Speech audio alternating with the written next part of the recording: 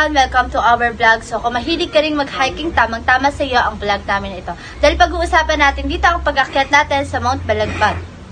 So, I am Mary Joy Lubrigo, Jonabel Trigiliana, and I'm also Aljon Berhines. I'm Jay Faliero, Kate Vergara, and also Labi Marie, ang aming isa pang kagrupo na magbibigay sa inyo ng mga ilang tips sa pag-akyat natin sa Mount Balagbag. So, let's go! Let's go!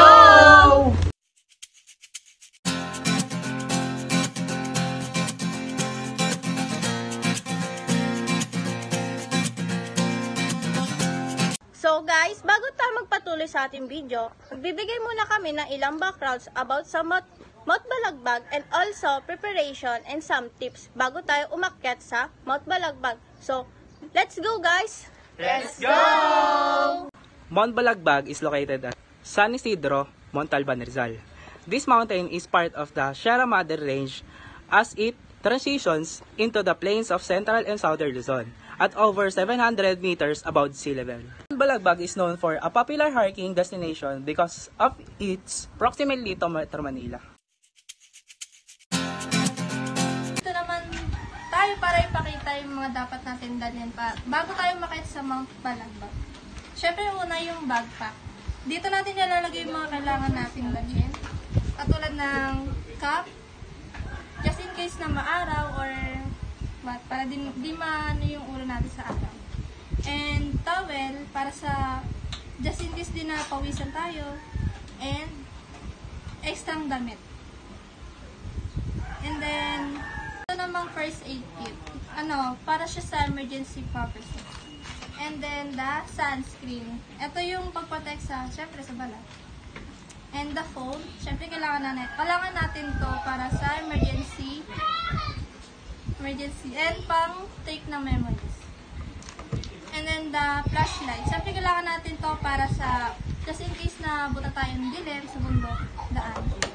And then the wallet, need natin to para sa in case na pamasahe, ganun, emergency. And then sa mga laman nito, ID para sa pagkakakilanlan.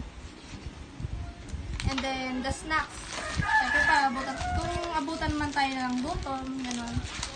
And then lastly, syempre di mawawala yung tubig.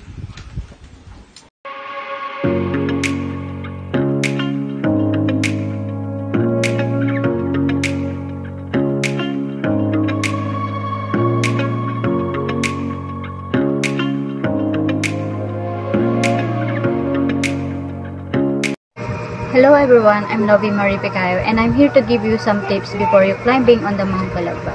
Number 1, bring enough food and water. Siguraduhin may sapat kang pagkain na tubig para sa paglalakbay. Makakatulong ito upang hindi ka magutom o mauhaw, lalo na kung hindi tiyak kung kailan ka makakahanap ng supply. Number 2, tell someone where you will be.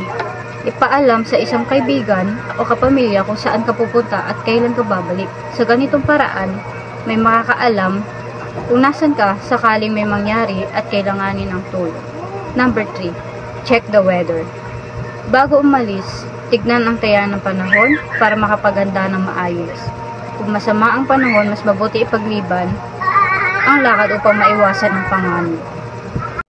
Number 4, first aid kit. Lagi magdala ng first aid kit na may bandage, gamot at iba pang mahalagang gamit para sa pangunang lunas. Mahalaga ito sakaling magkaroon ng maliit na sugat o bigla ang karamdaman. Number 5, stay hydrated. Uminom ng sapat na tubig upang maiwasan ang dehydration, lalo na kung ikaw ay nasa mainit o pisikal na nakakapagod na sitwasyon.